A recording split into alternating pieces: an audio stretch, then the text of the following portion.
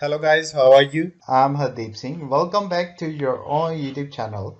IELTS updates and recent exams. For more updates related to recent IELTS exam writing test topics, listening, reading, practice test, and speaking, you got guesswork. Please, guys, participate in everyday listening and reading practice test to achieve your desired band score in your actual IELTS exam. Please hit the like and subscribe button. Press the bell icon for the upcoming notifications.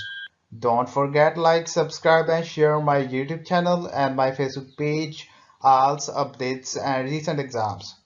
Part 1. You will hear a telephone conversation between a teacher from the art centre and a female student's father about her art courses. First, you have some time to look at questions 1 to 3.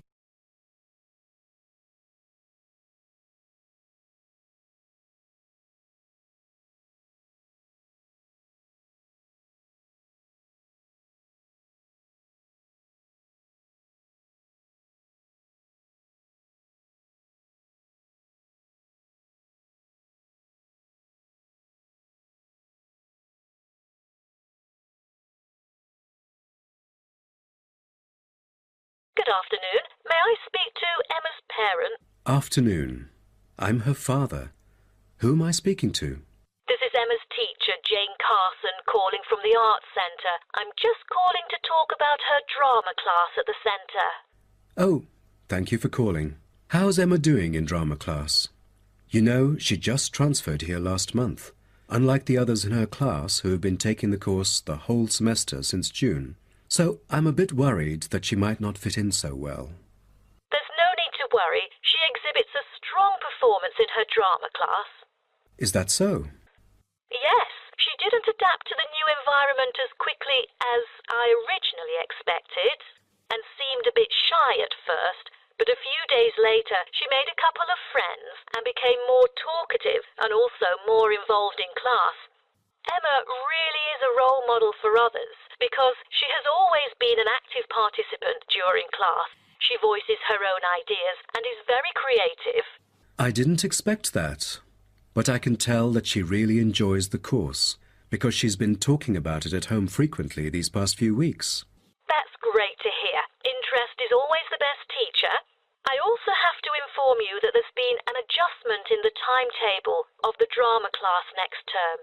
Why is that? It's not that the music room that we currently use isn't available. As there are too many enrolling for the coming semester, increased class size means that space is limited to house the whole class. Also, the new classroom we use is not available during the current time frame, so I'm afraid we have to change the time for it. I see. So when would it be? As you know, the current class begins at 3:15, but the new time of the drama class would be 4:45. I'm afraid I have errands to run during that time. On the other campus, the class still begins at 3:15, but for the campus Emma goes to, it is the only time available for drama class. Oh, I see. I have to make adjustments to my course schedule then. No problem. Before you hear the rest of the conversation, you have some time to look at questions 4 to 10.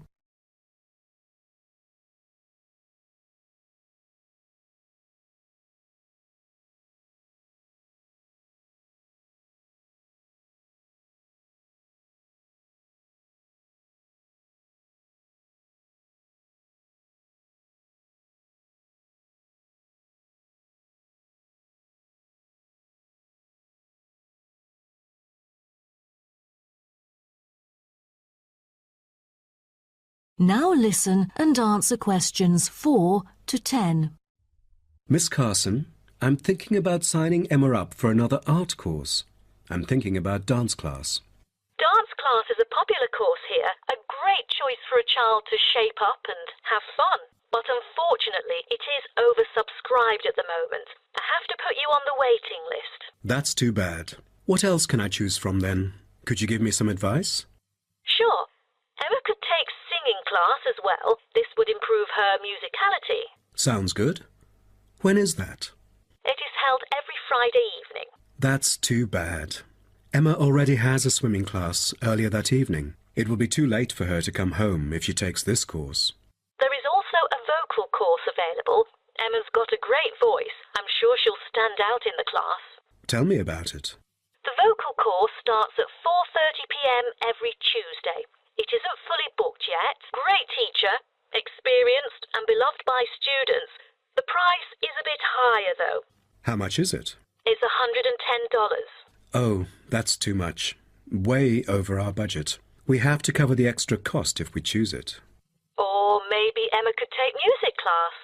What is it about? Learning about songs and musicals. Well, the students have the opportunity to play different instruments like the piano, drum and so on. They can also learn to write music under professional guidance. That's exactly what Emma is eager to learn. How much would it cost? It was $63 last term, but this term it is $85, $22 more than the original price. We can afford that. When does the course begin? The course starts on September the 7th. Can we start 1 week later, on September the 14th? My daughter will be on a trip to France with her mum on the 7th. No problem, and the teacher for the class is Jamal Curtis. Just contact him if you have any further questions regarding the course. Jamal Curtis? How do you spell Curtis? Oh, it's C-U-R-T-I-S. Thank you. That is the end of part 1. You now have half a minute to check your answers.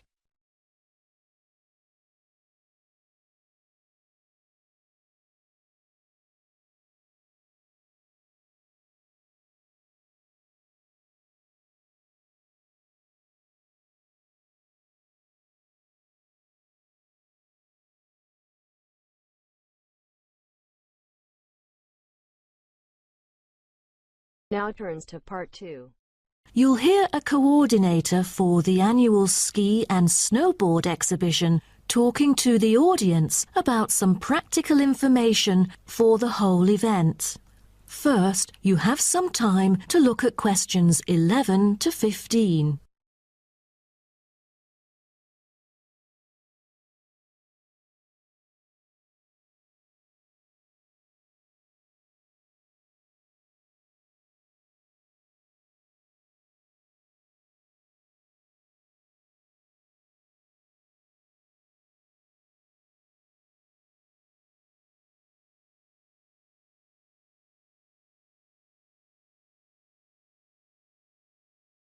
Now, listen carefully and answer questions 11 to 15. Good morning, everyone, and welcome to the annual ski and snowboard exhibition held from April the 8th to 17th. I am Mary Granger, coordinator of the event this year. The 10-day event features many highlights. As a snow sports lover, I know you are looking forward to a great time here. Now, I'd like to offer you some practical information about the whole event and what to expect from it. This might be the first time coming here for some of you, so for those who are still wondering about the right accommodation, I recommend Sky Hotel. It has its own health and sports clubs, just like most of the hotels here, but I love it because of its incredibly cosy beds, which guarantees good rest after an exhausting day of exploration. If you haven't brought your own equipment, like poles, boots and skis, they are available for purchase or rent at Ski Set or Snow Rental. The exhibition this year provides a colourful look into the history of skiing and an inspiring peek into the future prospects of the sport. Apart from the fascinating photo exhibitions and the most up-to-date skiing gear like always, this year we have added 4 computers which can imitate the process of skiing, ensuring the same physical activity and sensations that appear during the skiing process on downhill slopes. But I have to warn you that it might be quite time-consuming to line up for the free trial experience. Many have posed the question as to how to enter the skiing and snowboarding competition. Well, rather than filling out the back of the entrance ticket or bombarding the committee with emails, the most effective method is by checking out the exhibition newsletter delivered every month for availability. At the most beloved local event, the exhibition has also drawn attention from the press. Last year, massive media coverage was on the worrisome amount of snowfalls, In order to avoid the same predicament, several artificial skiing slopes have been built. With more participants this year, we have lowered the entrance fee, which has been widely reported to local newspapers. A bonus for our participants is the ski programme. It offers a wide variety of lessons and sessions with qualified instructors, ensuring that all ages and abilities are catered to, from the first-timers to seasoned amateurs. I strongly advise you to sign up for the programme, as it is offering an unprecedented 30% discount. That's mainly because we are cooperating with the programme organiser, who promises affordable prices only for the participants of the festival this year. Before you hear the rest of the talk, you have some time to look at questions 16 to 20.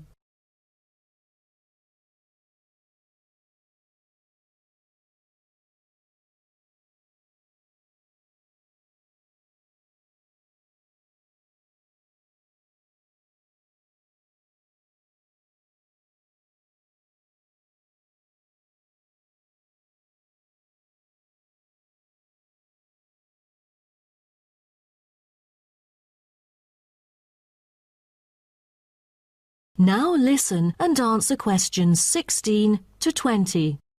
Now, I would like to introduce you to the list of presentations during the following week so that you can better plan your schedule. The first presenter, Simon, is one of our best ski instructors. As an experienced instructor, he will inform you about the dangers that face skiers and snowboarders. Accidents happen mostly to those who are careless or ignorant. Good risk management involves considering both the probability and consequences of an accident. The next speech, titled Solution, is given by Jamie Kurt. A list of problems may occur to novice skiers and snowboarders, so he is going to offer useful information for first-timers on choosing the appropriate gears, the right dress code, and ways of protecting your skin.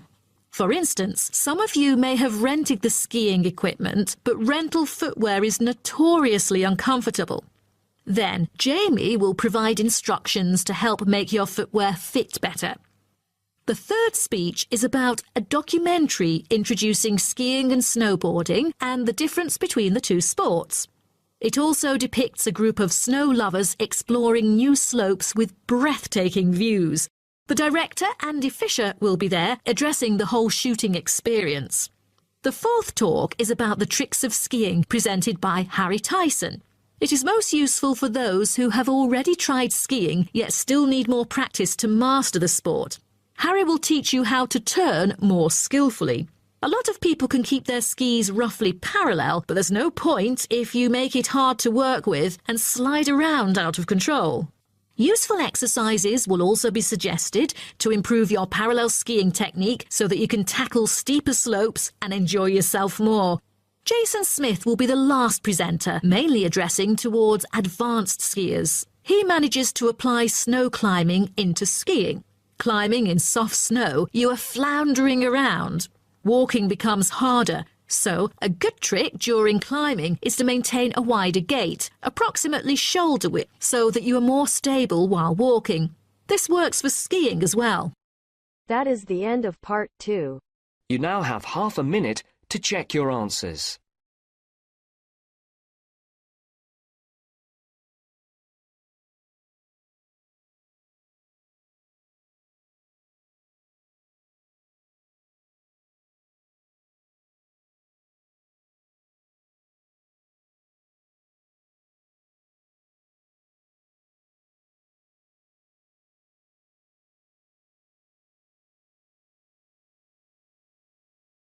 Now turns to part 3. You will hear a student called Greg talking to his student about the study of the wind farm in Australia. First, you have some time to look at questions 21 to 25.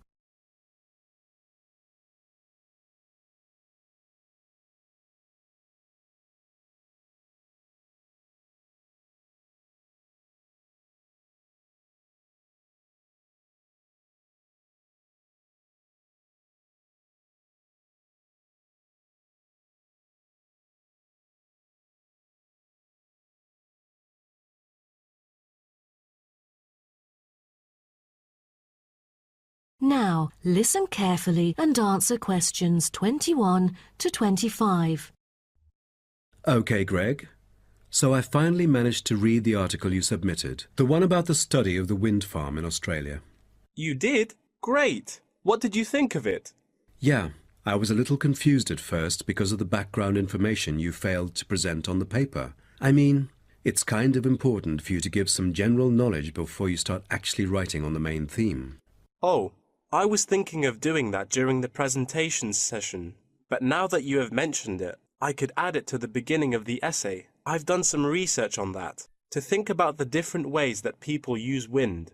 Wind is one of our cleanest and richest sources of power, as well as one of the oldest. Windmills began to be used in ancient Iran back in 7th century BC. They were first introduced to Europe during the 1100s, when armies returned from the Middle East with knowledge of using wind power. For many centuries, people used windmills to grind wheat into flour or pump water from deep underneath the ground. During the 1970s, people started becoming concerned about the pollution that is created when coal and gas are burned to produce electricity.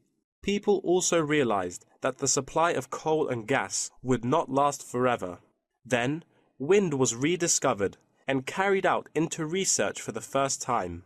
Greg, why don't you just put all that information together and present that in the introduction part of your essay? Okay, I'll do that. What also intrigued me was that there were disadvantages about a wind farm. You see, all the conventional green scenarios for reducing carbon emissions include a dramatic upscaling in renewable power generated by wind, both on and offshore. However, the environmental impacts of this large-scale industrial deployment, both of turbines and power lines, frequently in relatively natural areas, are often neglected by climate campaigners. For example, wind turbines have the reputation of generating noise as well as electricity. So as more electricity is produced, they can be really noisy. Another thing is that some new turbine blades kill a worrying number of birds, especially large birds like raptors. But there must be a bright side, right? Yeah, of course. According to figures pulled together by consultants of the Intelligent Energy Systems using data from the Australian market operator, wind energy accounted for 50% of demand in the state. That's half of the power source. Besides, this one unexpected outcome really attracts lots of visitors and helps the local tourism. That's good to hear. Before you hear the rest of the talk, you have some time to look at questions 26 to 30.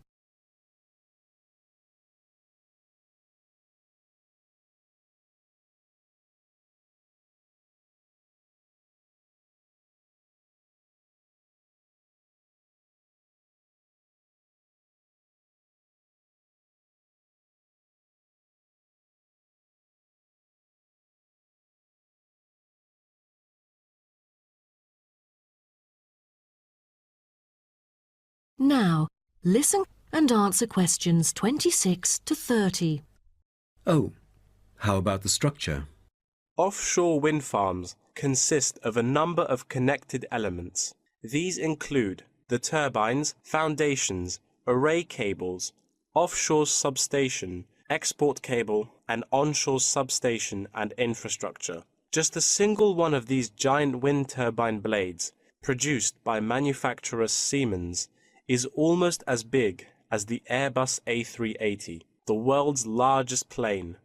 That's made in Europe. Impressive. Actually, at first, there were protests among residents who claimed themselves to be victims of land loss and noise. Then, policies came out really quick, and then they could get allowance from the government. From then on, things went smoothly. What would happen in extreme weather conditions? I mean, it could be dangerous if hurricanes occur. A motorized operating mechanism enables the device to be switched back on remotely.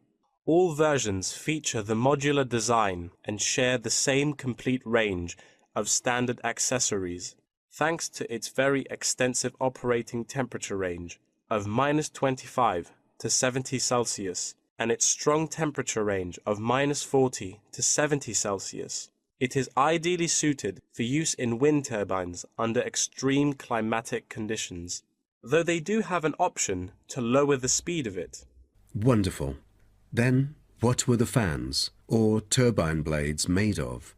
Is it a special kind of metal? No, they were too heavy. Wind turbine blades must be strong, light, and capable of operating for decades without much, if any, maintenance. Fiberglass is one of the main components of many large-scale wind turbine blades. The material is used because it is lightweight, easily shaped, and not too expensive. Another material used to make longer turbine blades is timber. This material is too expensive to use amongst all the blades, but on the longer blades, it's used to help reinforce them because it is stiff and light. That is the end of part 3. You now have half a minute to check your answers.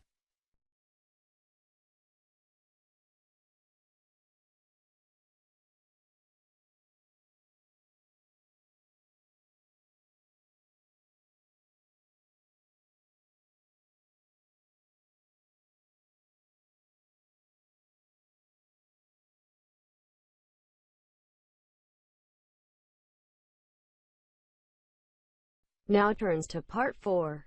You will hear part of a lecture about tea tree oil. First, you have some time to look at questions 31 to 40.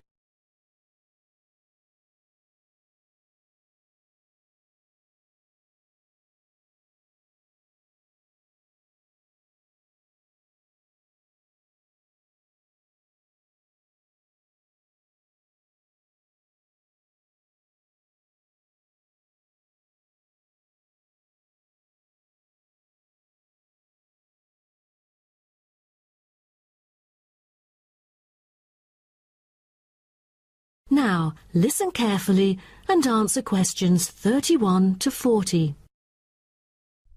So, what I'm going to talk about to you today is something called tea tree oil, which was first extracted from Melaleuca alternifolia in Australia. This species remains the most important commercially. Several other species are cultivated for their oil extraction. There is a very long history of tea tree oil's use in aromatherapy. Traditionally, Melaleuca alternifolia leaves were crushed and the oil was inhaled by the Aborigines of Australia for the treatment of coughs, colds and also for the treatment of wounds. For instance, they chewed the young leaves to alleviate headaches and took them to treat sore throats or skin ailments. The Aborigines world was discovered by Willem Janszoon, a Dutch explorer who was the first European to sail to Australia. In 1606, he reached the northern coast of Australia in his ship.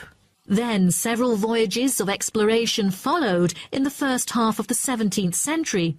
The Dutch found it a paradise on earth for man's well-being, with timber, stone and lime for building. There was also plenty of salt, and the coast was full of fish. Besides, they found the characteristics of the diet there because they happened to meet 10 naked black Aborigines having a meal in the open air. While the value of tea tree oil originated from Australia, it was gradually known and tested by the outsiders. In the middle of the 18th century, Sir Hugh Palliser, an officer of the British Royal Navy who had been to Australia several times during that period, got serious injuries all over due to his experiences in several wars. For more than the last 15 or 16 years of his life, he seldom laid down on a bed because of the constant pain in his leg. Then he tried tea tree oil, as it was said that tea tree oil could operate as a very powerful immunostimulant for pre- and post-surgical care. The use of the name tea tree, also called paper bark trees, probably originated from Captain James Cook's description he made soon after he had arrived at the coast of New South Wales in 1770. At the time, he witnessed some Aborigines of Australia using one of the shrub's leaves to make an infused drink in place of tea. In the 1920s, Some human clinical research and the documentation of many benefits associated with tea tree oil were credited, which were made by Dr. Arthur Penfold, an Australian government chemist. He investigated the business potential of a number of native extracted oils, then reported that tea tree oil was promising as it exhibited powerful antiseptic properties. But after World War II, the entry of antibiotics declined the use of natural products in medicine, which had a negative effect on the production of tea tree oil. As such an important and valuable material in the world, how is tea tree oil produced? I think most of you are curious about this. Tea tree oil can be extracted in some different ways, but the most traditional way is steam distillation. Once harvested in winter, when the amount of required essence in oil meets the needs for production, the finely cut trees are transported to a steam distillation facility. The extraction is made by distilling the leaves in specially designed stainless steel stills, along with the stems, to yield pure oil. The water-filled boiler is heated and constantly monitored to maintain the correct temperature. Both the steam and oil evaporate and then condense as they run through a pipe into the collecting container, where the oil floats to the lid, while the water, because of gravity, goes steadily out the lower exit pipe. At the end of the hour, the oil is siphoned off through the upper pipe, while the condensed steam floats through the lower pipe towards the ground. At the end of each distillation, all the spent plant material is hauled out of the still pot by hand with a short rake, piled onto a trailer and spread where required as a thick woody mulch. That is the end of part 4. You now have half a minute to check your answers. So guys, don't forget like, subscribe and share my YouTube channel and my Facebook page.